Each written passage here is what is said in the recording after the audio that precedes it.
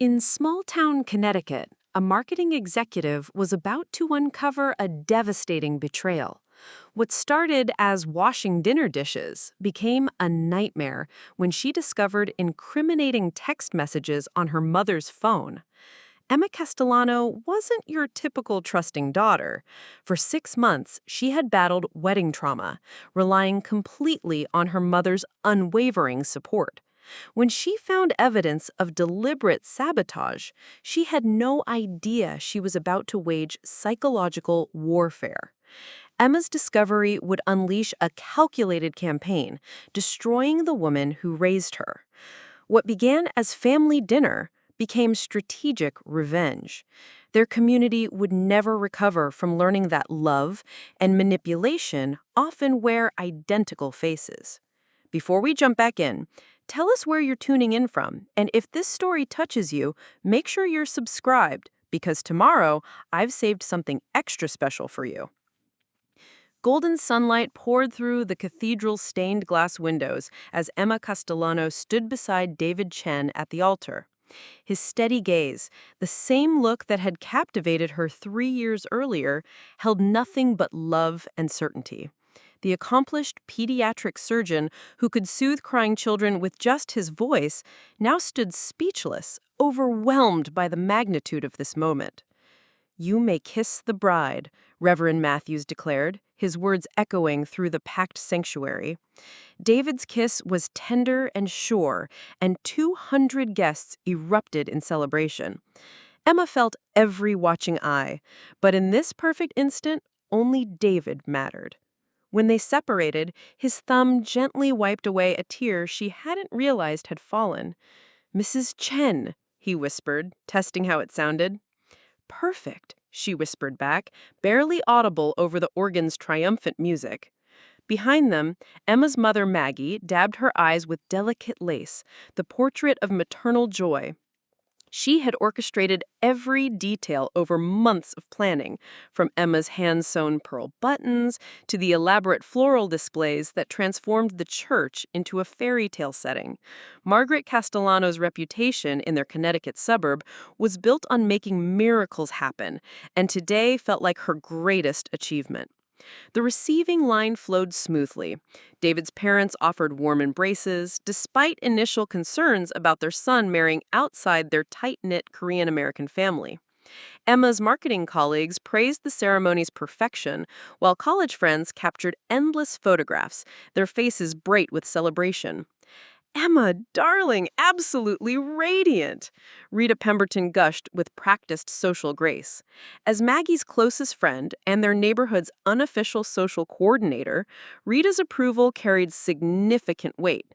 "Your mother has truly outdone herself." The reception hall transformation left Emma breathless. Hundreds of white roses cascaded from above, crystal chandeliers created rainbow patterns across pristine linens, and the three-tiered wedding cake stood as an edible masterpiece. James Foster, their caterer, had clearly exceeded expectations. "It's perfect," Emma breathed, though anxiety tightened her chest. The scale, the expense, expectations, 200 witnesses, suddenly felt overwhelming. David's hand found her back. "You okay?" "Just overwhelmed in the best way," she smiled. 6 months of planning finally real. The first hour passed wonderfully. Congratulations, photographs, and carefully planned moments. Emma's nerves settled watching David charm her relatives and enchant her friends. This was her dream realized. Two families uniting, love celebrated without reservation. James Foster approached them near the cake, his professional demeanor masking underlying tension. "Mr. and Mrs. Chern, everything's ready for the cake cutting." Though I should mention, there was a minor transport issue earlier. Nothing affecting the final presentation, just noting for my records. Emma barely heard him, too absorbed in the moment, in David's arm around her, in the photographer positioning them perfectly. The cake knife felt substantial as they posed through endless camera flashes. "Make a wish," David murmured. Emma closed her eyes briefly. Let this happiness last forever. The knife sliced through buttercream smoothly. The crowd cheered as they fed each other small bites, David playfully dabbing frosting on her nose to everyone's delight, exactly the moment their photographer had hoped to capture. Foster's staff worked efficiently, slicing and serving while the couple danced to The Way You Look Tonight. Emma had never felt more beautiful, more cherished, more certain she belonged exactly here. The crisis began 40 minutes later. David's cousin Jen excused himself first, face suddenly pale as he hurried toward the restrooms. Emma barely noticed, deep in conversation with Dr. Rodriguez, a family friend and mentor. But when 3 more guests left the dance floor rapidly, all heading the same direction, David's medical training activated. Emma, he appeared beside her with that focused expression she recognized. We might have a serious problem. Within minutes, elegant celebration became chaos. Guests doubled over with violent cramps. Beautiful bathroom facilities proved inadequate as severe digestive distress struck nearly half the wedding party. Emma watched horrified as her great-aunt Helen collapsed into a chair, face gray with nausea. What's happening? Emma grabbed David's arm as he moved through crowds with clinical efficiency. Food poisoning, he said grimly. Severe and fast-acting. Everyone ate cake? The question struck Emma like a blow. The cake, their reception centerpiece, their joyful shared moment, had become a weapon against their celebration. Maggie materialized beside Emma, face masked with horror and maternal protection. "Oh, sweetheart, this is horrible. Who could do this? How could this happen?" Emma barely heard her mother's words, watching James Foster's face drain of color as the situation's scope became clear. 23 people needed medical attention. Emergency vehicles screamed into the country club parking lot, flashing lights transforming golden reception hours into red and blue nightmare.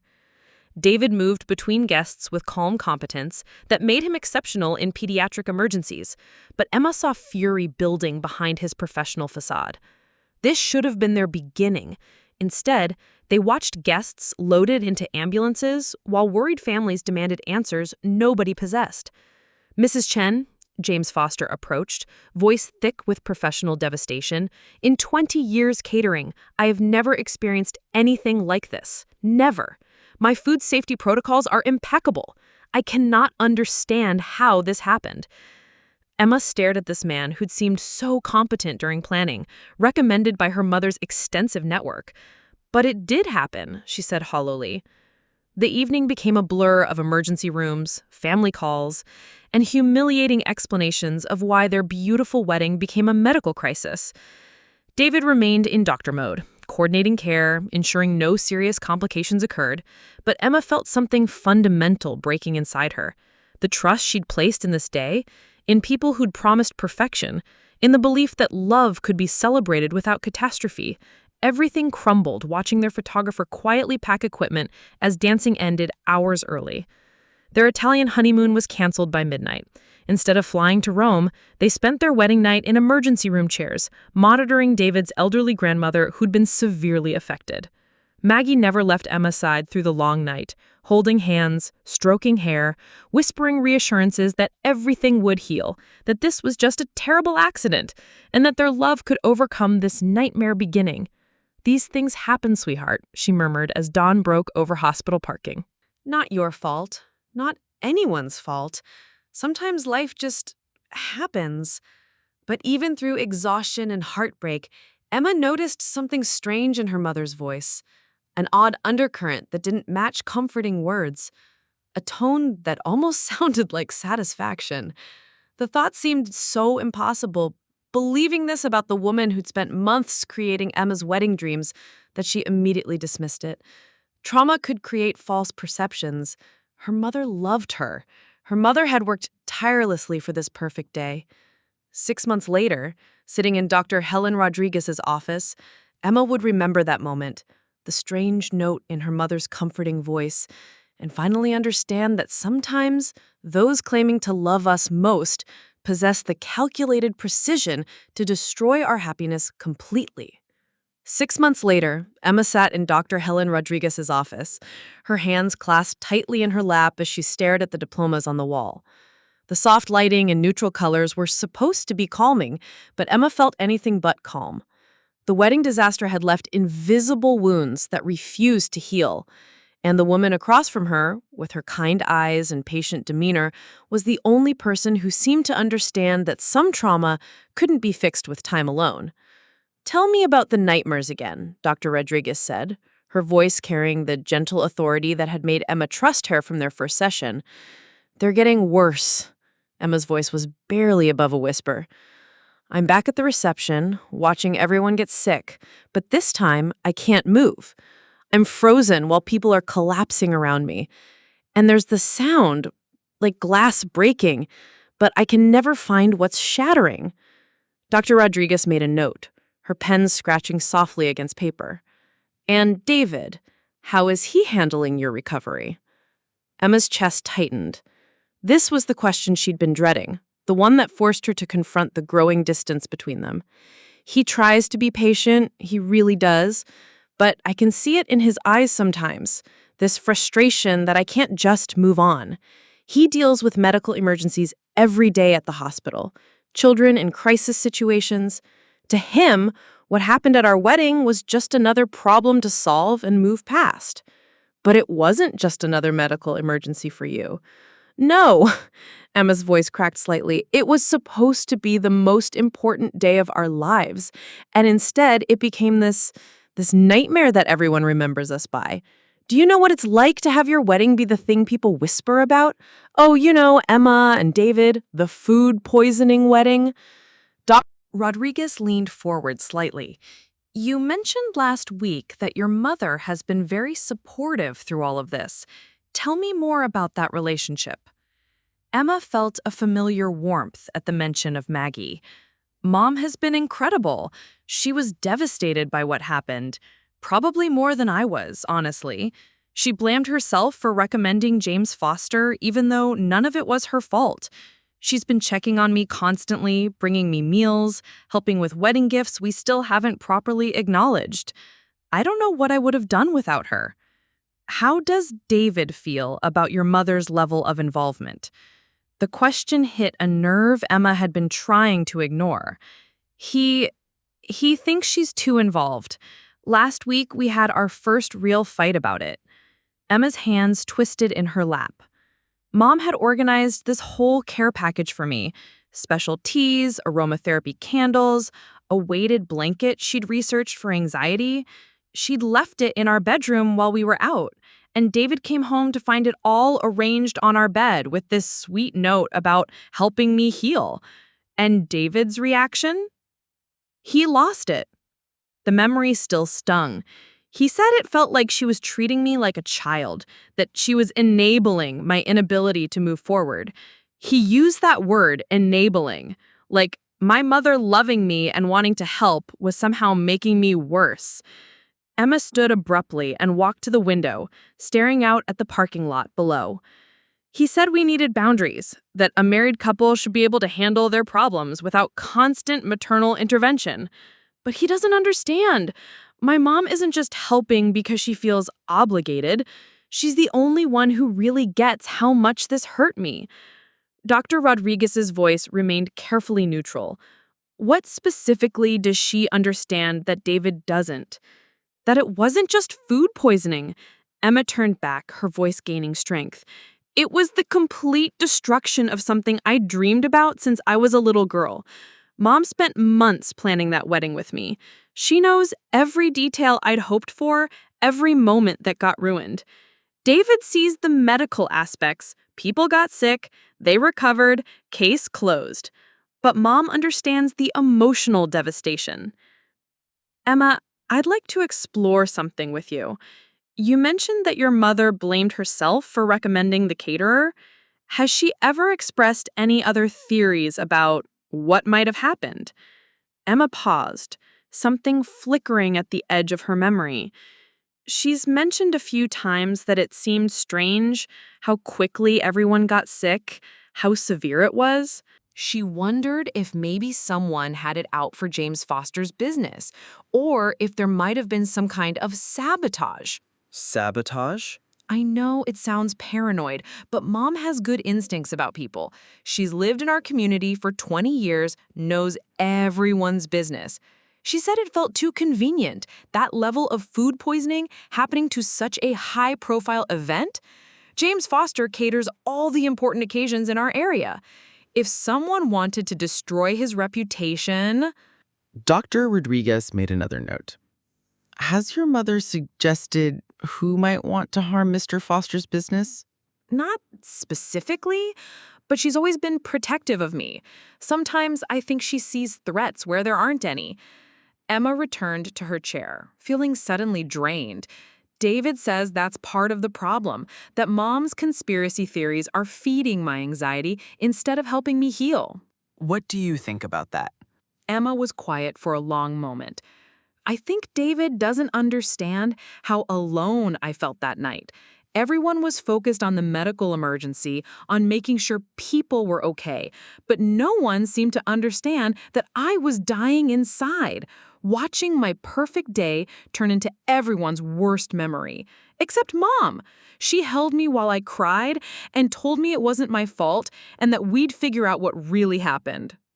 Emma, I want to ask you something that might feel uncomfortable.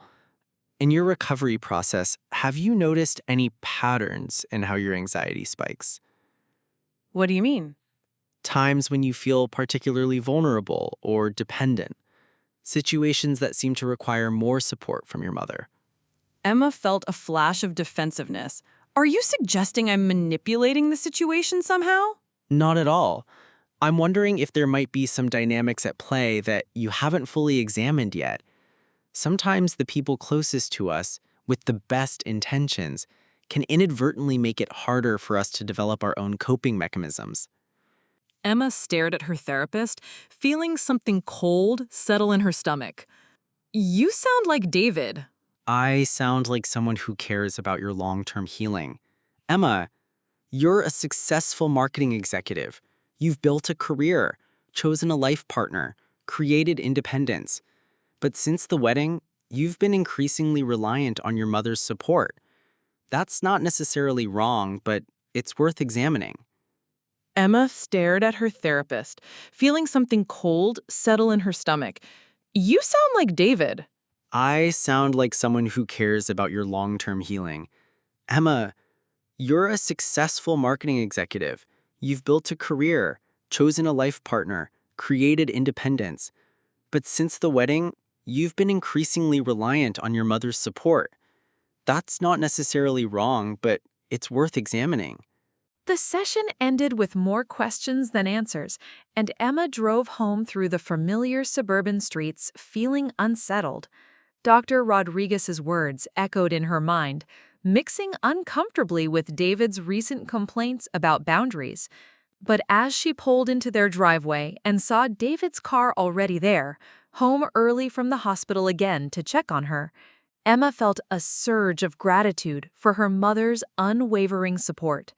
Whatever Dr. Rodriguez and David thought about dependency and boundaries, Maggie was the only one who truly understood the depth of Emma's pain. She walked into their house, calling out to David, ready to try once again to bridge the growing gap between them. But first, she decided she would call her mother and accept the dinner invitation Maggie had extended for this weekend. It was time to spend more time at the house where she'd always felt most understood and protected. Perhaps there, surrounded by her mother's loving attention, she could finally begin to heal from the nightmare that had stolen her perfect beginning. Emma arrived at her mother's house the following Saturday evening, grateful for the familiar comfort of the Tudor-style home where she'd grown up. The warm glow from the windows and the scent of Maggie's signature lasagna drifting from the kitchen felt like a balm against the tensions that had been building with David all week. "There's my girl," Maggie called from the kitchen, wiping flour-dusted hands on her apron. At 52, she remained strikingly beautiful, her auburn hair perfectly styled even while cooking.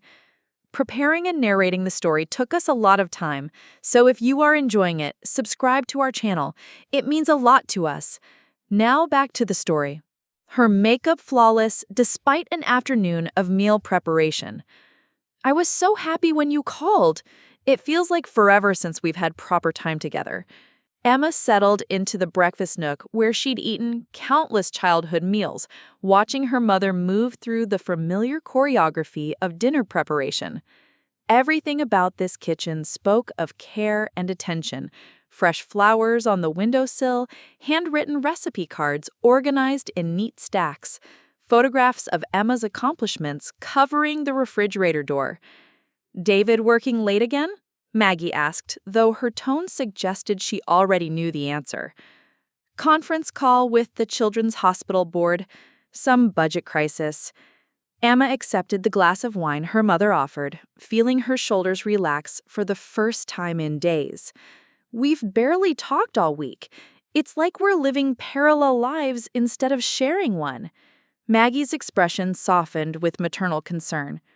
"Sweetheart, that's normal after what you've both been through. Trauma affects everyone differently. David processes things logically. It's what makes him such a good surgeon. But you feel things more deeply. You always have, even as a little girl." As they moved through dinner, Emma found herself opening up about her sessions with Dr. Rodriguez, about David's growing frustration with her anxiety, about the loneliness that seemed to follow her everywhere. Maggie listened with the perfect combination of sympathy and practical wisdom that had always made Emma feel understood. "That therapist of yours," Maggie said as they cleared the dishes, "she sounds like she's pushing you to move faster than you're ready for." Sometimes professional distance can make people forget that healing isn't a race. Emma nodded, carrying plates to the sink. "She keeps asking about you, actually, about our relationship. David must have said something to her about boundaries." Maggie's hands stilled for just a moment as she scraped remnants into the garbage disposal. "What kind of questions?" "Whether you're too involved, whether I'm becoming too dependent. It's ridiculous. You're my mother. Since when is a mother's love considered problematic?" Never, sweetheart, never. Maggie's voice carried a fierce protectiveness that made Emma feel cherished. A mother's job is to protect her children, no matter how old they get. If that threatens some people, well, that says more about them than about us. As Emma rinsed dishes, she noticed her mother's phone buzzing insistently on the counter. "Mom, your phone's going crazy." "Oh, that's just Rita. She's been texting all day about the charity auction committee meeting." Maggie waved dismissively, focused on wrapping leftover lasagna. "She gets so worked up about these events. You'd think the fate of the world depended on centerpiece choices." The phone buzzed again, and Emma glanced at the screen automatically. But instead of Rita's name, she saw JF, with a preview of text that made her blood freeze. Confirmed? The timing worked perfectly. No one suspects. Emma's hands went numb. The plate she'd been holding slipped, shattering against the tile floor with a crash that echoed through the kitchen. "Emma! Sweetheart, are you okay?" Maggie rushed over, but Emma was already reaching for the phone with trembling fingers. "I'm sorry, Let me help clean this up," Emma managed, but her eyes were fixed on the phone screen. She pressed the message thread, and her world tilted completely off its axis. The conversation stretched back months, a detailed planning session between her mother and someone identified only as JF, messages about timing, about dosage, about making sure it looks accidental. Emma's vision blurred as she read fragments. Laxative powder works faster if mixed directly into frosting. 20 minutes after consumption for maximum impact.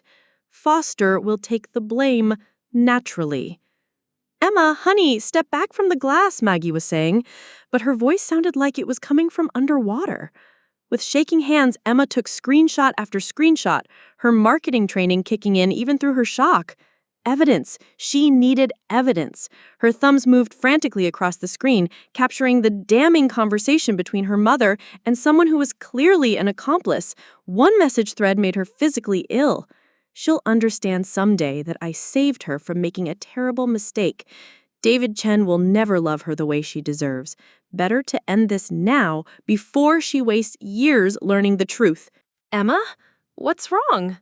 Maggie's voice had changed, carrying a note of alertness that cut through Emma's shock. Emma looked up to find her mother standing perfectly still, no longer concerned about broken dishes.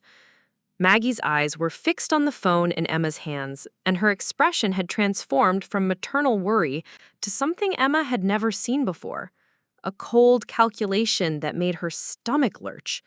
"You were reading my messages." It wasn't a question. Emma's mouth opened and closed soundlessly. The woman standing across from her looked exactly like her mother, but felt like a complete stranger. "Mom, what is this?" "Give me the phone, Emma." "What is JF? Who were you texting about the wedding?" Emma's voice cracked on the last word, and she took an instinctive step backward. Maggie moved forward with predatory smoothness. "Sweetheart, you're upset. You're not thinking clearly. Give me the phone and let me explain." But Emma was already backing toward the kitchen door, clutching the phone like a lifeline. Her mind raced through the implications, the timeline, the careful planning that had gone into destroying her wedding day. "You did it. You poisoned the cake. You made everyone sick. Her voice broke completely. "You destroyed my wedding!" "I saved you," Maggie said, her voice carrying absolute conviction. "I saved you from making the biggest mistake of your life." Emma stared at her mother, this woman who had held her through childhood nightmares, who had planned her perfect wedding, who had comforted her through months of trauma recovery, and saw a stranger wearing her mother's face. "I have to go," Emma whispered, her hand fumbling for the kitchen door. "Emma, wait! Let me explain. Let me tell you what—" But Emma was already running, clutching the phone with its devastating evidence, her mind spinning with the horrible truth that the person she'd trusted most in the world had orchestrated the destruction of her happiness with calculated precision. She made it to her car before the tears started, great gasping sobs that shook her entire body as she sat in her mother's driveway, staring at the house where she'd felt safe for 28 years. Everything she'd believed about love, about family, about the very foundation of her life had just shattered as completely as the plate on her mother's kitchen floor. Her phone buzzed with an incoming call. Mom appeared on the screen, but Emma couldn't bring herself to answer. Instead, she started her car with trembling hands and drove home through blurred vision, carrying evidence that would change everything she thought she knew about the people who claimed to love her most. Emma sat in her car in the driveway for 20 minutes, engine off, hands still shaking as she stared at the screenshots on her phone. The evidence was irrefutable. Months of planning, careful coordination, deliberate sabotage of what should have been the happiest day of her life. Her mother's words echoed in her mind. "I saved you from making the biggest mistake of your life." The front door opened and David appeared, still in his scrubs from the hospital. His expression shifted from mild concern to alarm as he took in her appearance. Tear-streaked face, white knuckles gripping her phone, the shell-shocked look of someone whose world had just imploded. He was beside her car door in seconds, his medical training reading the signs of severe emotional distress. She couldn't speak yet, couldn't form words around the magnitude of what she'd discovered. Instead, she held up her phone with trembling hands, showing him the first screenshot. David's face went through a rapid transformation as he read. Confusion, disbelief, then a fury so pure and cold it made Emma flinch. She'd never seen him angry like this, not even during the worst moments of their wedding disaster. "Get inside," he said quietly, but she could hear the barely controlled rage beneath his calm exterior. "Now." Emma's legs nearly gave out as she stood, and David caught her elbow, guiding her into their house with the same gentle firmness he used with frightened children in the emergency room. But there was nothing gentle about his expression as he closed the door behind them. "Show me everything," he said. For the next hour, they sat on their couch while Emma scrolled through the damning conversation thread. David read each screenshot with surgical precision, his jaw tightening with every revealed detail of the conspiracy that had destroyed their wedding day. "JF," he said finally, his voice deadly quiet. "James Foster." Emma's stomach lurched. You think she got James to help her? Or coerced him? Or threatened him? David stood abruptly, pacing to the window. Emma, this isn't just sabotage. This is criminal. Food tampering, reckless endangerment, conspiracy. People were hospitalized. My grandmother could have died. The clinical way he cataloged the crimes made Emma's chest tighten with panic. David, what are you saying? I'm saying we call Detective Park right now, tonight. Your mother needs to be arrested for what she did. No! The word escaped before Emma could stop it. No, we can't. David turned to stare at her, and she saw something she'd never seen in his eyes before. Doubt about her judgment, about her strength, about whether she was capable of doing what needed to be done. Emma, she poisoned our wedding guests. She destroyed our day, our honeymoon, our first 6 months of marriage. She put people in the hospital. And you want to protect her? I want to understand this first. I need to figure out what really happened. Why? David's voice cracked with disbelief. You have her confession right there. She thought I wasn't good enough for you, so she decided to destroy our marriage before it could begin. What more do you need to understand? Emma's phone buzzed, a text from her mother. Sweetheart, please come back. Let me explain everything. You're not seeing the whole picture. David read the message over her shoulder, and his laugh was bitter. Even now, she's manipulating you. You're not seeing the whole picture. Classic gaslighting, Emma. She's making you doubt your own perception of what you just discovered. But despite everything, despite the evidence burning in her hands, Emma felt pulled by that familiar maternal voice, promising explanations, promising that love could somehow justify the betrayal. I need to call Sarah, Emma said suddenly. David's expression softened slightly. Good. Sarah will help you see this clearly. Emma dialed her best friend's number with shaking fingers. Sarah Morrison answered on the second ring, her journalist instincts immediately alert to the panic in Emma's voice. Emma, what's wrong? Can you come over? Now. I need someone to help me make sense of something. On my way. Sarah arrived 20 minutes later, her dark hair pulled back in the messy bun that meant she'd dropped everything to respond to an emergency. As an investigative journalist for the local paper, she had a nose for secrets and lies that had served Emma well throughout their friendship. Emma handed over her phone without preamble. Read this. Sarah's expression grew darker with each screenshot. When she finished, she looked up with the same cold fury that had transformed David's face earlier. Holy shit, Emma! Your mother is a sociopath! Sarah. No, listen to me. Sarah's voice carried the authority of someone who'd spent years investigating human corruption. This isn't just sabotage. This is the behavior of someone who doesn't see other people as real. She experimented on your wedding guests like they were lab rats, all to serve her own agenda. Emma sank deeper into the couch. But she loves me. I know she loves me. This isn't love, Em. This is ownership. She didn't sabotage your wedding to protect you. She did it to keep you under her control. Sarah scrolled back through the messages, her investigative mind cataloging details. Look at this timing. She started planning this before you even got engaged. She's been manipulating your relationship with David from the beginning.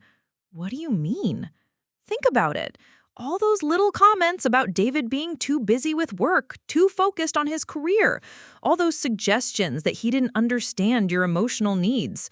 She's been planting seeds of doubt for months, trying to undermine your confidence in your relationship. Emma felt sick as memories shifted and reformed in this new light. Conversations she'd interpreted as maternal concern now revealed themselves as calculated manipulation. I've been watching this for years, Sarah continued, her voice gentle but firm. The way she undermines your independence, makes you doubt your own judgment, positions herself as the only person who truly understands you. This is textbook narcissistic abuse, Emma. David sat back down beside Emma, taking her hand. What do you want to do? Emma stared at the phone in Sarah's hands, at the evidence of a betrayal so profound it rewrote her entire understanding of her life. The woman who had raised her, who had been her anchor and confidant, had orchestrated the destruction of her happiness with scientific precision. I want to destroy her, Emma said quietly, surprised by the cold clarity in her own voice. She took everything from me. My wedding, my marriage, my peace of mind. She made me doubt myself, made me dependent on her comfort for trauma she caused. I want her to lose everything the way I did. David's hand tightened on hers. Emma, we should go to the police. No. Emma's voice was stronger now, filled with a determination that felt foreign but right. The police would make this quick. A trial, maybe some jail time, and then it's over. But she didn't just commit a crime, David. She destroyed who I was. She made me question everything about my judgment, my relationships, my worth. Sarah was nodding slowly. What are you thinking? Emma looked at her best friend, this woman who understood the power of information, who knew how reputations were built and destroyed in their small community. I'm thinking that Margaret Castellano has spent 20 years building a reputation as the perfect mother, the community volunteer, the woman everyone admires and trusts. And I'm thinking it's time everyone knew who she really is. David's expression was troubled. Emma, revenge isn't... It's not revenge, Emma said, standing with newfound purpose. It's justice. The kind of justice that fits the crime. She wanted to destroy my reputation, my relationships, my standing in our community. So, I'm going to give her exactly what she tried to give me. Emma looked at her husband and her best friend, these two people who had just witnessed her transformation from victim to something harder, more calculating. Margaret Castellano is about to learn what happens when you underestimate a marketing executive with nothing left to lose. 3 weeks later, Emma sat in her home office at dawn, 3 monitors glowing in the dim light as she orchestrated what she privately called Operation Reputation. Her marketing expertise, honed through years of building brand narratives and managing social media campaigns, now served a singular purpose: the systematic dismantling of Margaret Castellano's carefully constructed public image. She'd started subtly. A Facebook post about learning to recognize manipulation disguised as love, shared without commentary, but timed perfectly when Rita Pemberton and her mother's other friends would be scrolling through their morning feeds. A carefully worded comment on the Community Garden fundraiser page about questioning the motives behind seemingly selfless acts. Nothing direct, nothing actionable, but each post planted seeds of doubt in the minds of people who had long admired Maggie's community involvement. Emma's phone buzzed with a text from David. "Early surgery. Love you. Please be careful today." She smiled grimly at his concern. David had reluctantly agreed to let her handle this her way, but she could see the worry in his eyes every morning as she disappeared into her office with the focused intensity of someone planning a military campaign. He understood her need for justice, but he was beginning to recognize that his wife was changing into someone harder, more calculating than the woman he'd married. Her laptop chimed with a notification.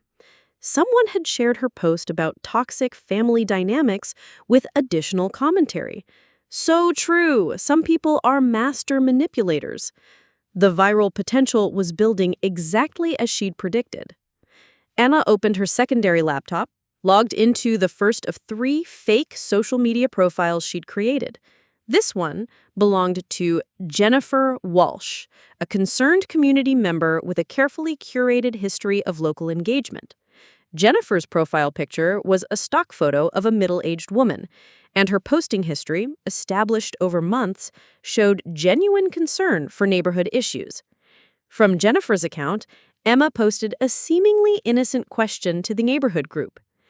Has anyone else noticed that some of our most vocal volunteers seem to have adult children who are struggling? Makes you wonder if all that community service might be compensating for something at home. It was a masterpiece of suggestion without accusation. Anyone reading it would think about the families they knew, and inevitably some would remember that Emma Castellano, Maggie's daughter, had been having a difficult time since her wedding disaster. Her work phone rang. Sarah's name appeared on the screen. "How's Project Nuclear going?" Sarah asked without preamble. Slower than I'd like, Emma admitted, switching to speakerphone while she monitored engagement on her posts. But I can see it building. Rita Pemberton has started asking questions at the book club meetings. Mrs. Henderson from down the street gave Mom a very cold hello at the grocery store yesterday. And how do you know about Mrs. Henderson? I've been following Mom's routine, observing her interactions, documenting the social temperature. Emma's voice was clinical, detached. It's like market research, except the product is my mother's reputation. Sarah was quiet for a moment. Emma, I have to ask, are you sleeping, eating? You sound Focused. You sound obsessed. Emma paused her typing. She destroyed my life systematically, Sarah. She planned it for months, executed it perfectly, then comforted me through the trauma she caused. If that doesn't deserve systematic destruction in return, what does? I'm not saying she doesn't deserve consequences. I'm saying I'm worried about what this is doing to you. Before Emma could respond, her phone chimed with an email from James Foster. Her blood pressure spiked as she opened it. Mrs. Chen, I hope this message finds you well. I've been thinking about the events at your wedding, and I believe there are some things about that day that you should know. I'd like to meet with you if possible. There are details about the catering arrangements that weren't entirely standard. Please call me at your earliest convenience. James Foster. Emma stared at the screen, her heart racing. Sarah, I have to go. James Foster wants to meet. The caterer? Why? I think he's ready to talk about what really happened that day, which means Phase 2 can begin ahead of schedule. Emma ended the call and immediately dialed Foster's number. He answered on the first ring, his voice heavy with what sounded like months of guilt and deliberation. Mrs. Chen, thank you for calling so quickly. Mr. Foster, what do you need to tell me? Not over the phone. Can you meet me this afternoon? My restaurant is closed Mondays. We could speak privately there. Emma checked her calendar, though nothing could have prevented her from taking this meeting. 2 o'clock? Perfect. And Mrs. Chen, please come alone. What I have to tell you, it's going to change everything you think you know about that day. After hanging up, Emma sat back in her chair, mind racing. If James Foster was ready to corroborate her mother's role in the wedding sabotage, she could escalate her campaign significantly. Anonymous tips to Detective Park, leaked recordings to local news outlets, whispered conversations with the right people at the right social events. Her therapy appointment wasn't until Thursday, but Emma found herself thinking about Dr. Rodriguez's recent questions about her emotional state. The therapist had seemed increasingly concerned about her processing methods and had started probing more directly about her activities outside their sessions. Emma made a mental note to be more careful about what she revealed in therapy. Dr. Rodriguez meant well, but she didn't understand the mathematics of justice. Some betrayals required precise, measured responses. Some manipulators needed to be exposed using their own methods against them. Her computer chimed with another notification. Someone had posted in the neighborhood group asking about red flags in people we trust. The conversation was already building, with multiple residents sharing stories about times they'd felt manipulated by people they'd initially admired. Emma smiled as she crafted Jennifer Walsh's response. Sometimes the people who seem most helpful are actually the most controlling. They create dependence in others to feed their own need for power.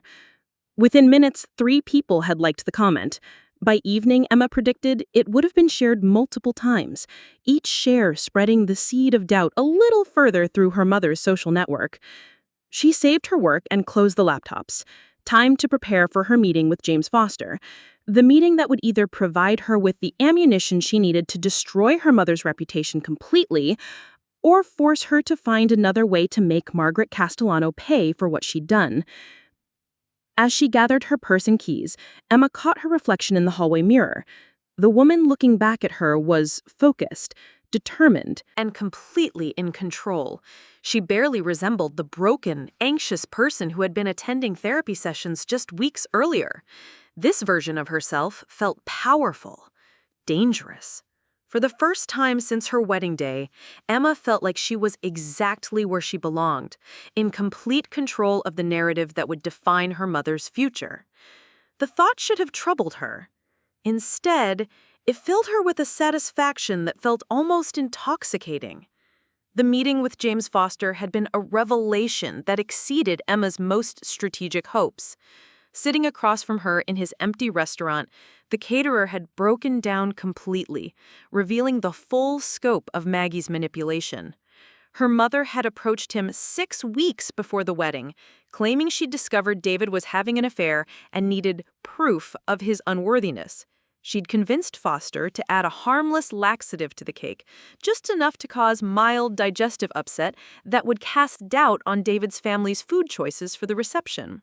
Foster had believed he was helping a heartbroken mother protect her daughter from a cheating fiancé. By the time he realized the true scope of the sabotage, 23 people were being rushed to emergency rooms, and Maggie had disappeared, leaving him to face the consequences alone. "She destroyed my business," Foster had whispered, his hands shaking as he signed the statement Emma recorded on her phone. 20 years of reputation. Gone. I almost lost everything because I believed her lies about your husband. Now, 2 weeks after that meeting, Emma sat in her car outside Rita Pemberton's house, watching through the kitchen window as her mother's best friend hosted what appeared to be an intervention. Emma had orchestrated this moment carefully. Anonymous tips to Rita about concerning behavior patterns, leaked recordings of Foster's confessions sent to 3 key members of their social circle, and a carefully timed social media post from Jennifer Walsh about how predators often target service providers to do their dirty work. The plan was working with mathematical precision. Through her telephoto lens, Emma could see Rita's animated gestures, the defensive set of her mother's shoulders, the faces of women who had once hung on Maggie's every word, now looking skeptical and uncomfortable. Emma's phone buzzed. David's text read, "Surgery finished early. Where are you?" She hesitated before responding. "Running errands. Home soon."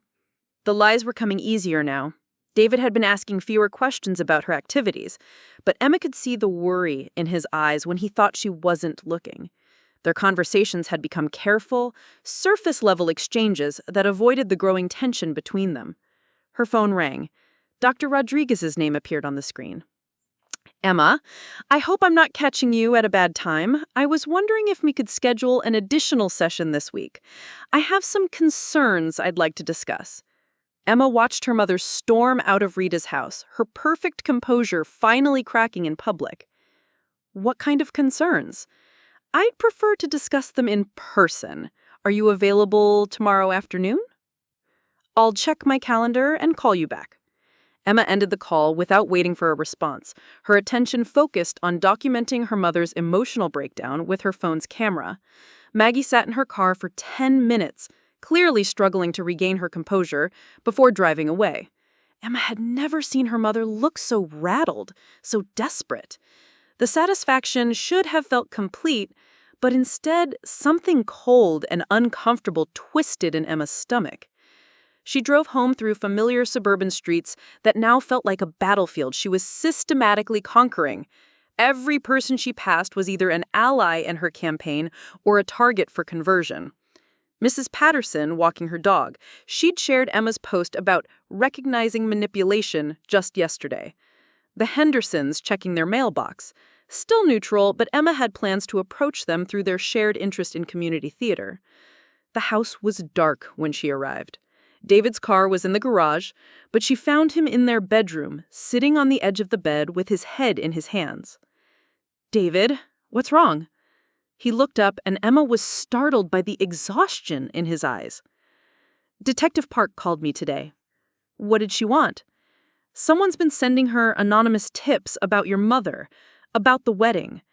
She wanted to know if we had any idea who might be conducting a private investigation."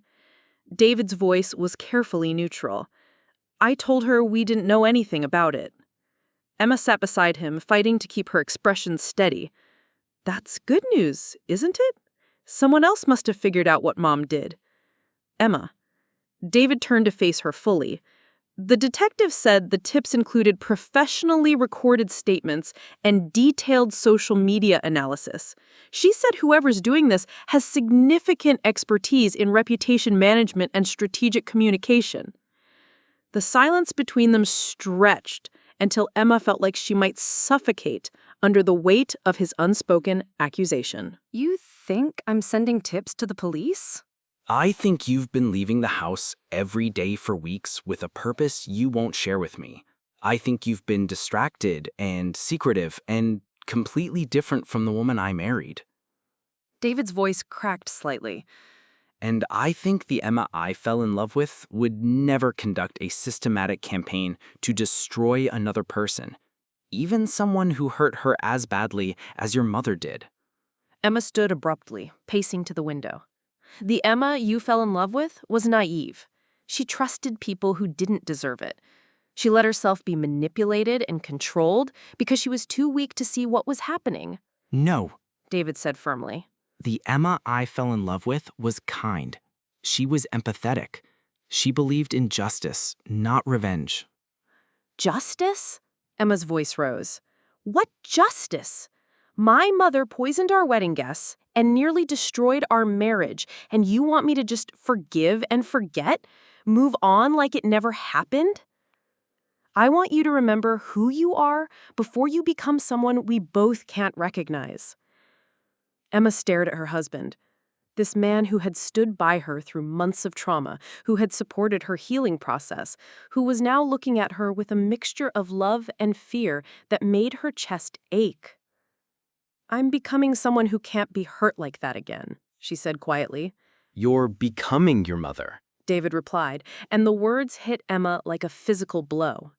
She opened her mouth to deny it, to argue, to explain the difference between justice and manipulation.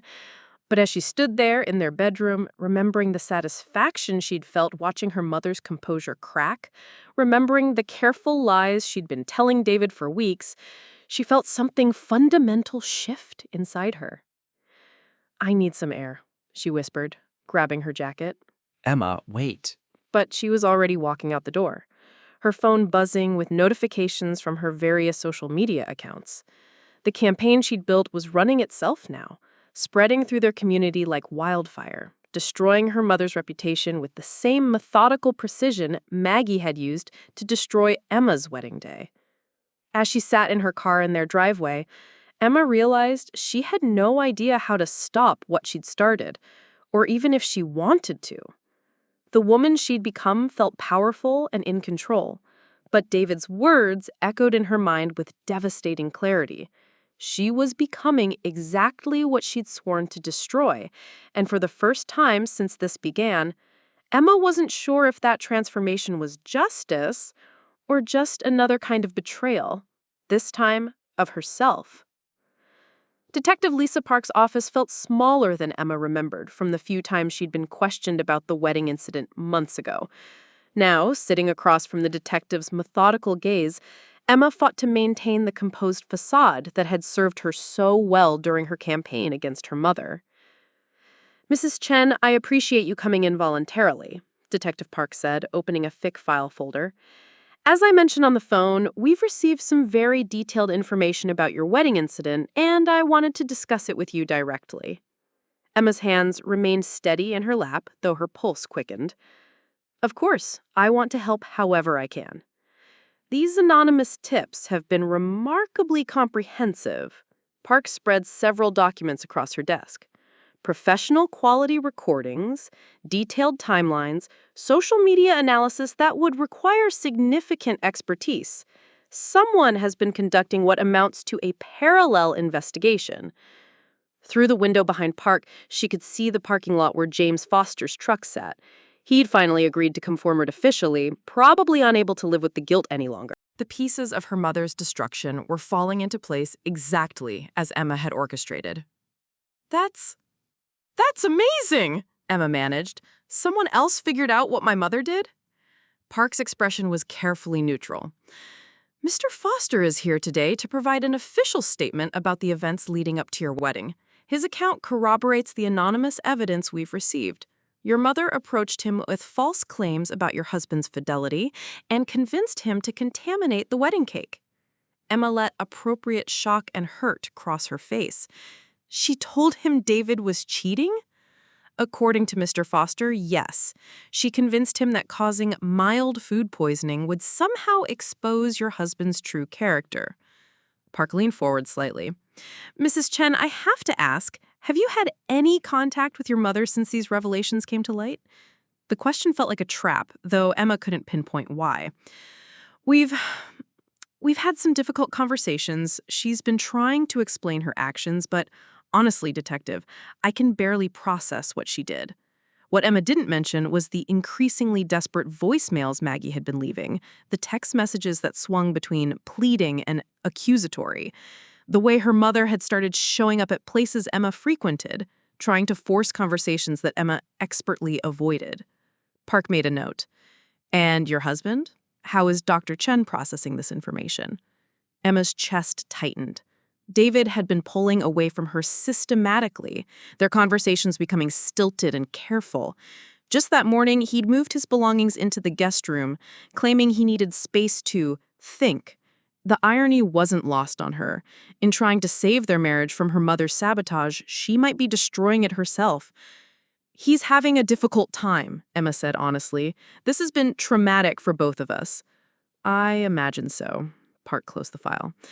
Mrs. Chen, based on the evidence we've gathered, we'll be making an arrest soon. I wanted you to hear this from me directly rather than through community gossip. Emma felt a surge of satisfaction so pure it was almost intoxicating. You're arresting my mother? Food tampering, reckless endangerment, conspiracy to commit assault. The charges are serious. Park's voice softened slightly. I know this is complicated because she's family, but what she did put 23 people at risk. We can't ignore that because of personal relationships. Driving home, Emma felt victorious and hollow simultaneously. Everything was proceeding exactly as she'd planned, but the taste of success was bitter in a way she hadn't anticipated. Her phone buzzed constantly with notifications. Her social media campaign had reached critical mass, with neighborhood groups actively discussing Maggie's concerning behavior patterns and manipulation tactics. She pulled into her driveway to find her mother's car parked on the street. Maggie sat on Emma's front porch, looking smaller and more fragile than Emma had ever seen her. Gone was the perfectly styled hair and flawless makeup. This version of her mother looked genuinely broken. Emma, please. Maggie stood as Emma approached. We need to talk before this goes any further. There's nothing to discuss, Emma said, but something in her mother's appearance made her pause. You don't understand the whole story. About your father, about why I had to protect you from making the same mistakes I did. Maggie's voice cracked. David is going to leave you, just like Tom left me. I could see it happening, the way he was already putting his career first, the way he didn't really understand you. Stop. Emma's voice was ice. Just stop with the manipulation. I know what you did. The police know what you did. James Foster told them everything. Maggie's face went white. James talked to the police? He told them how you lied to him about David cheating, how you convinced him to put laxatives in our cake, how you destroyed innocent people's health for your own twisted agenda. That's not... You don't understand. Maggie was shaking now. I never meant for it to be that severe. James said it would be mild, just enough to... To what? Ruin my wedding day? Humiliate me in front of everyone I care about? Make me doubt my husband's family? Emma felt years of suppressed rage building. Or was it to keep me dependent on you? To make sure I'd need your comfort and support through the trauma you caused? Maggie staggered slightly, reaching for the porch railing. Emma, I'm your mother. Everything I've ever done has been to protect you. No, everything you've done has been to control me. And now everyone is going to know exactly who you really are. Emma watched her mother's face crumple, saw the woman who had raised her break down completely on her front porch. For a moment, the satisfaction wavered, replaced by something that might have been pity or guilt, But then she remembered David sleeping in the guest room, remembered the months of trauma she'd endured, remembered the careful way her mother had comforted her through pain she had deliberately caused. "The police will be arresting you soon," Emma said quietly. "James Foster is giving his statement today." Maggie looked up with desperate eyes. "Emma, please. I know I made a mistake, but destroying my life won't fix what happened. It won't save your marriage. Can't you see? You're becoming just like me, manipulating people, orchestrating events, hurting others to get what you want." The words hit Emma like a slap, echoing what David had said just days before. But she pushed the comparison away, clinging to the righteous anger that had sustained her through weeks of careful planning. "I'm nothing like you," Emma said, unlocking her front door. "I'm giving people the truth. You gave them lies." As she stepped inside and closed the door, Emma heard her mother calling her name through the wood, pleading for understanding, for forgiveness, for a chance to explain 20 years of choices that had led to this moment. Emma turned off her phone and sat in her darkened living room, surrounded by the silence of a house where her husband no longer felt comfortable sleeping beside her. Outside, she could hear her mother's car finally starting, driving away from the wreckage of a relationship that Emma had systematically demolished. She had won. Margaret Castellano would face criminal charges, social exile, and the complete destruction of the reputation she'd spent decades building. So why did victory feel exactly like the emptiness she'd experienced on her wedding night, sitting in a hospital waiting room while her perfect day crumbled around her? 2 days after Detective Park's arrest warrant was issued, Emma found herself face to face with her mother in the most unlikely of places, the produce section of their local grocery store. Maggie looked haggard, her usually perfect appearance replaced by the disheveled look of someone who hadn't slept in days. Her eyes, when they met Emma's across a display of organic apples, held a mixture of desperation and something Emma had never seen before. Genuine fear. "Emma," Maggie's voice was barely above a whisper. "Please, 5 minutes, that's all I'm asking." Emma's first instinct was to walk away, to maintain the cold distance she'd perfected over the past weeks. But something in her mother's appearance stopped her. This wasn't the manipulative, perfectly composed woman who had orchestrated her wedding disaster. This was someone who looked genuinely broken. 5 minutes, Emma said coldly. "In your car." They sat in Maggie's sedan in the parking lot, this silence stretching between them like a chasm. Emma waited, refusing to make this easier for the woman who had destroyed her trust so completely. "I know you orchestrated everything," Maggie said finally, her voice hollow. "The anonymous tips, the social media campaign, turning my friends against me. Rita won't even return my calls anymore. The book club voted me out. The charity committee asked for my resignation." Emma felt a flicker of satisfaction. "Good. Now you know how it feels to have your reputation destroyed by someone you trusted." "Do I?" Maggie turned to face her daughter, and Emma was shocked by the raw pain in her eyes. "Emma, I've spent the last 3 days thinking about what you said, about who I really am, and I realized something that terrifies me." "What's that?" "You're right. About everything." Maggie's voice cracked. "I am manipulative. I did orchestrate your wedding disaster.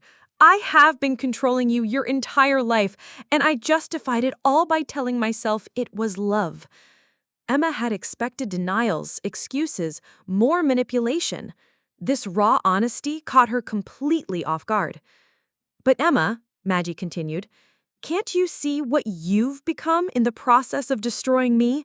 The careful planning, the fake social media profiles, the way you've manipulated David and Sarah and everyone around you to serve your agenda? That's completely different, is it?" Maggie's question hung in the air between them. "I told myself I was protecting you from David because I was terrified of losing you. You've told yourself you're seeking justice while systematically destroying my life because you were terrified of being vulnerable again. How is that different?" Emma stared at her mother, feeling something cold and uncomfortable settling in her chest. Because you lied. I'm telling the truth. You're telling selective truths in carefully crafted ways designed to maximum emotional impact. You created false personas to spread your message. You manipulated James Foster into confessing by recording him without consent. Maggie's voice grew stronger. Emma, you've become everything you hate about me, and you've done it with the same surgical precision I used against you. Stop trying to manipulate me. I'm not. Maggie's voice rose, then broke. For the first time in 20 years, I'm telling you the absolute truth. Emma, I destroyed your wedding because I was terrified that David would do to you what your father did to me. I couldn't bear watching you discover that the man you loved was capable of walking away when things got difficult. Emma felt her carefully constructed anger wavering.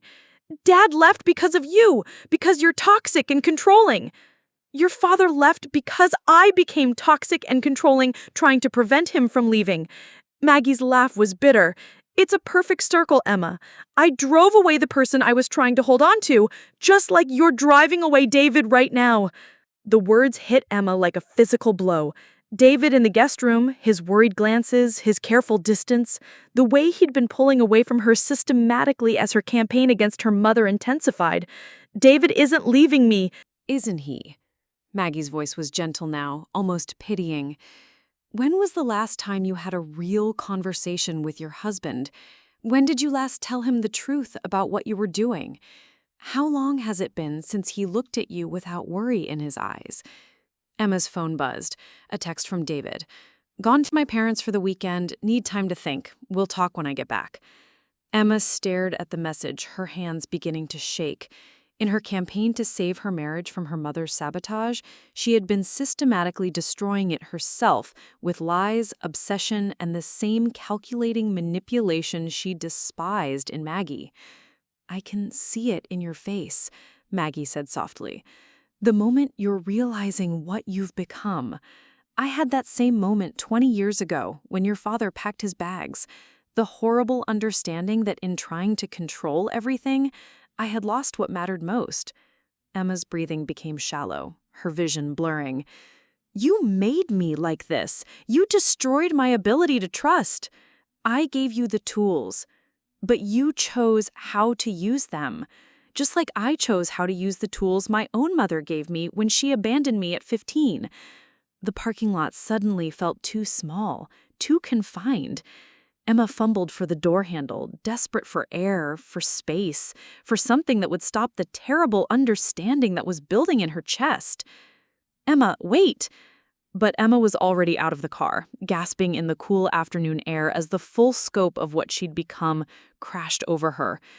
In her righteous anger, in her quest for justice, she had become exactly what she was fighting against.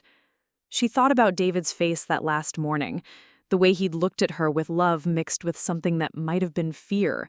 She thought about the lies she'd been telling him, the secret campaign she'd been conducting, the way she'd manipulated everyone around her to serve her agenda. Behind her, she heard her mother calling her name, but Emma was already walking toward her car, her hands shaking as she fumbled with her keys. She needed to get home. She needed to call David. She needed to figure out how to stop being the person she'd become before she lost everything that actually mattered. But as she drove through familiar streets toward a house where her husband no longer felt safe sleeping beside her, Emma realized that understanding what you've become and knowing how to change it were two completely different things. And the woman she'd transformed into, calculating, manipulative, ruthlessly strategic, might be exactly the woman David could no longer love. Emma sat alone in her living room for 3 hours after David's text, staring at her phone and wrestling with the terrible clarity her mother's words had brought. When her doorbell rang at 8 o'clock that evening, she expected to find Maggie on her porch again. Instead, a tall man with graying hair and familiar green eyes stood under her porch light holding a bouquet of wilted grocery store flowers. "Hello, Emma," Tom Castellano said quietly. "I know this is unexpected, but I think it's time we talked." Emma stared at the father who had abandoned her 20 years ago, the man she'd learned to hate through her mother's careful narrative of betrayal and selfishness. He looked older than she'd imagined, more weathered, but there was something in his expression, a mixture of regret and determination, that made her step aside to let him enter. "How did you know where I live?" she asked, her voice hollow. "I've always known where you live," Tom said, settling carefully onto her couch. "I've been keeping track of you from a distance. Your graduation, your job promotions, your engagement announcement in the paper, your wedding." His voice caught on the last word. "I know what happened that day, Emma, and I know what's been happening since." What do you mean? Tom pulled out his phone, showing her a screenshot of one of her social media posts about toxic family dynamics. Jennifer Walsh, right? Very clever. Professional quality campaign, perfect targeting of your mother's social circle. You got that strategic thinking from me, I'm afraid. Emma sank into the chair across from him, feeling exposed and somehow relieved at the same time. You've been watching my campaign? I've been watching your mother self-destruct for weeks, and I've been watching you orchestrate it with the same methodical precision she used to destroy our marriage. Tom's voice was gentle but firm. Emma, I need to tell you some things about why I really left, because the story you've been told isn't true. For the next hour, Tom unraveled 20 years of carefully constructed lies. He'd tried to leave Maggie 3 times before Emma turned 8, each time driven away by escalating manipulation and control that had made him feel like he was losing his sanity. The final attempt had triggered something in Maggie that went beyond emotional manipulation into outright sabotage. She called my employer and told them I was having a breakdown. She contacted my clients and suggested I was unreliable. She even called the police, claiming I'd threatened her, though she recanted when they arrived. Tom's hands shook slightly as he spoke. But the worst part was what she did to you. What do you mean? Every time I tried to maintain contact, she'd use you as a weapon. If I called, she'd put you on the phone crying, saying I'd upset Mommy. If I sent gifts, she'd throw them away and tell you I'd forgotten your birthday. She made you complicit in pushing me away without you even knowing it. Emma felt sick. That's not... She wouldn't... Emma, she poisoned your wedding cake. She convinced a man to commit a crime to serve her agenda. Does manipulating a child to cut contact with her father really seem beyond her capabilities? The question hung in the air as Emma processed the implications. Every memory of her father's abandonment began shifting, taking on new dimensions she'd never considered. Emma's phone buzzed. Another desperate voicemail from her mother. "Emma, please call me back. I know you hate me, but there are things you need to understand about your father, about why I had to protect you." "She's still doing it," Emma whispered, showing Tom the message. "Even now, she's trying to control the narrative." "That's what she does," Tom said sadly. "It's what she's always done. She can't help herself.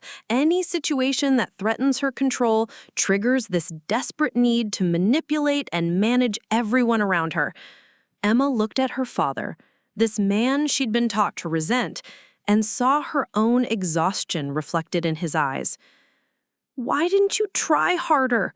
Why didn't you fight for me?" Tom's voice broke slightly. "Because I realized that fighting her was hurting you more than losing me would. Every custody battle, every court hearing, every attempt to prove she was manipulating the situation just gave her more ammunition to use against both of us. She'd come home from court and tell you that Daddy was trying to take you away from Mommy, that legal strangers were going to decide where you lived. So you just gave up? I made what I thought was the least damaging choice available. I removed myself from the equation so you could have some peace." Tom wiped his eyes. "It was the hardest decision I've ever made, and not a day has passed that I haven't wondered if it was wrong." Emma felt 20 years of anger and abandonment issues shifting, reshaping themselves around this new information. The father she'd hated for leaving had actually left to protect her from the very dynamics that were now destroying her marriage. "But I kept watching," Tom continued. "I've seen how she isolated you from friends who questioned her, how she undermined your confidence in your own judgment, how she positioned herself as the only person who truly understood you. And when I saw what happened at your wedding, I knew she'd escalated to a level that couldn't be ignored anymore. You know about the cake? I know she's been planning to sabotage your relationship with David since before you got engaged. I have emails, Emma, screenshots of conversations with her friends where she expressed concerns about losing you to David's family. Emma stared at him. You have evidence? I've been documenting her behavior for years, hoping someday I'd have a chance to show you the truth. Tom pulled out a tablet, scrolling through screenshots and saved messages. But Emma, what worries me most isn't what she did to your wedding. It's what you've become in response to it. What do you mean? You've spent months orchestrating her social destruction with the same calculating precision she used against me. You've lied to your husband, manipulated your friends, and sacrificed your own moral center for the sake of revenge. Tom's voice was gentle but unflinching. You've become exactly what drove me away from her 20 years ago. Emma felt the truth of his words settling into her bones like ice water. She'd become the thing she'd feared and hated most, and she'd done it so gradually, so righteously, that she hadn't noticed the transformation until it was complete. "How do I stop?" she whispered. "First, you call David and tell him everything. All of it. The campaign, the lies, the manipulation. You give him the choice to stay or go based on who you really are, not who you've been pretending to be." Emma's chest tightened. "What if he leaves?" Tom's smile was sad but understanding. "Then you'll know that some actions have consequences that can't be undone, just like I learned 20 years ago." But as Emma reached for her phone to call her husband, she realized that the hardest part wouldn't be confessing her actions to David. It would be figuring out how to forgive herself for becoming someone she no longer recognized, and learning whether the woman David had married still existed somewhere beneath the calculating stranger she'd become. 6 months later, Emma stood in the small chapel of the community center where she and David had met with their couples therapist every week for the past 4 months. The intimate space, decorated with simple white roses and soft candlelight, bore no resemblance to the elaborate cathedral where their first wedding had taken place. This time, only 12 people filled the wooden pews. David's parents, Tom and his wife Patricia, Sarah, Dr. Rodriguez, James Foster and his wife, and a few close friends who had stood by them through the aftermath of Emma's confession. Notably absent was Margaret Castellano, though her presence lingered in the careful way everyone spoke around the topic of family and forgiveness. "We're here today not to begin something new," David said, his voice steady as he held Emma's hands, "but to recommit to something we almost lost. 6 months ago, I thought our marriage was ending. Emma had become someone I didn't recognize, and I had become someone who was ready to walk away rather than fight for what we'd built together." Emma's eyes filled with tears as she remembered that terrible night when she'd called David at his parents' house, sobbing through a confession that had taken 3 hours to complete. She'd told him everything: the social media campaign, the manipulation, the lies, the way she'd record James Foster without his consent. She'd expected him to hang up, to file for divorce, to confirm her worst fears about the person she'd become. Instead, after a long silence, he'd said simply, "Come get me. We have a lot of work to do." "The Emma I married was kind and trusting," David continued, his thumb stroking her wedding ring. "The Emma who almost destroyed our marriage was calculating and suspicious. But the Emma standing here today is something new. Someone who's learned that kindness doesn't have to mean naivete, and that protecting yourself doesn't require hurting others." Dr. Rodriguez had helped them understand that trauma could either break people or transform them, but that transformation required conscious choice. Emma had chosen, slowly and with tremendous effort, to become someone who could set boundaries without building walls, who could protect herself without attacking others. "I want to thank the people who didn't give up on us," Emma said, her voice stronger than she'd expected. Sarah, who told me hard truths when I needed to hear them, Dr. Rodriguez, who helped me understand the difference between justice and revenge, my father, who showed me it was possible to break generational patterns of dysfunction. Tom wiped his eyes from the front row. Building a relationship with him had been one of the most healing aspects of Emma's recovery. Through countless coffee meetings and long phone calls, she'd learned to separate her mother's narrative from reality, to understand that love didn't require control, and that healthy relationships were built on truth rather than manipulation. And James, Emma continued, looking at the caterer who had become an unexpected ally in her healing process. Thank you for your forgiveness and for showing me what accountability actually looks like. James Foster had surprised everyone by not pressing charges after Emma's confession. Instead, he'd asked if she would help him rebuild his business, using her marketing skills legitimately this time. Working together, they'd created a campaign focused on transparency, food safety, and second chances. His business was thriving again, and Emma had found genuine satisfaction in using her abilities to build rather than destroy. The hardest part of these 6 months, David said, wasn't learning to trust Emma again. It was learning to trust that the person I fell in love with was still there, underneath all the pain and anger and fear. The couple's therapy sessions had been brutal. Dr. Rodriguez had forced them to examine not just Emma's campaign against her mother, but the patterns that had made such manipulation possible. David's tendency to withdraw when problems became complex. Emma's learned helplessness around family dysfunction. The way they'd both allowed Maggie's toxicity to poison their communication long before the wedding disaster. We've learned that healing doesn't mean forgetting, Emma said.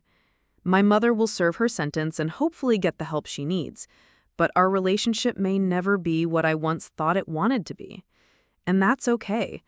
Some bridges are meant to be burned, and some boundaries are meant to be permanent.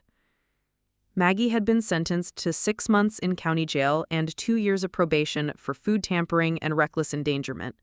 She'd also been ordered to undergo psychological evaluation and treatment.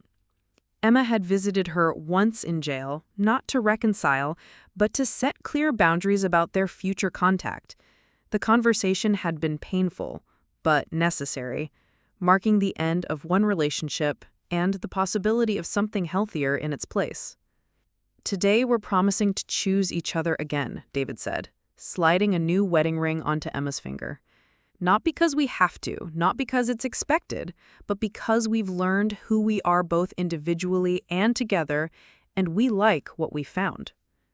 The ceremony was simple, honest, and deeply moving in a way their first wedding had never been. There were no grand gestures or elaborate decorations, just two people who had nearly lost each other, choosing to rebuild something stronger from the wreckage.